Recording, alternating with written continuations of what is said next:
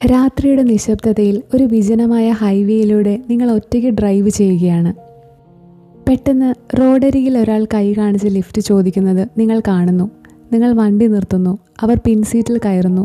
എന്നാൽ കുറച്ചു ദൂരം കഴിഞ്ഞ് തിരിഞ്ഞു നോക്കുമ്പോൾ ആ സീറ്റ് ശൂന്യമാണ്.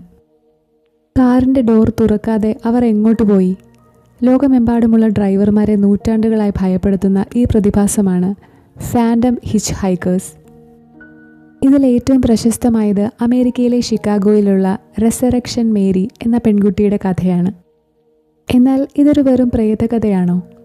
ശാസ്ത്രത്തിന് ഇതിനെക്കുറിച്ച് വ്യക്തമായൊരു വിശദീകരണമുണ്ട്. മണിക്കൂറുകളോളം വിശ്രമമില്ലാതെ ഡ്രൈവ് ചെയ്യുമ്പോൾ ഉണ്ടാകുന്ന ക്ഷീണവും ഉറക്കമില്ലായ്മയും നമ്മുടെ തലച്ചോറിനെ കബളിപ്പിക്കാറുണ്ട്.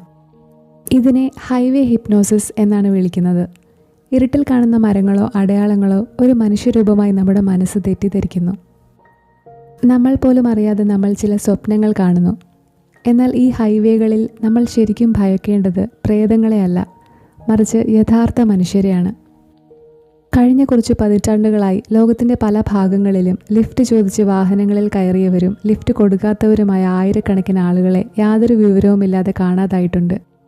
അമേരിക്കയിലെ കുപ്രസിദ്ധനായ serial killer Ed Kemper lift ചോദിച്ചു നിന്ന നിരവധി വിദ്യാർത്ഥികളെയാണ് തട്ടിക്കൊണ്ടുപോയി കൊലപ്പെടുത്തിയത്. ഈ യഥാർത്ഥ അപ്രത്യക്ഷമാകലുകൾ പ്രേതകഥകളേക്കാൾ ഭയാനകമാണ്.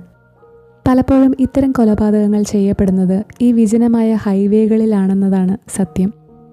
അതുകൊണ്ട് ഹൈവേകളിൽ കാണുന്നതെല്ലാം പ്രേതങ്ങളാണെന്ന് വിശ്വസിക്കാൻ കഴിയില്ല.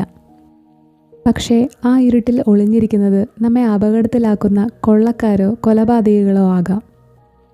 അടുത്ത തവണ രാത്രി യാത്ര ചെയ്യുമ്പോൾ വിജനമായ ഒരു റോഡിൽ ആരെങ്കിലും ലിഫ്റ്റ് ചോദിച്ചാൽ 2 തവണ ചിന്തിക്കുക.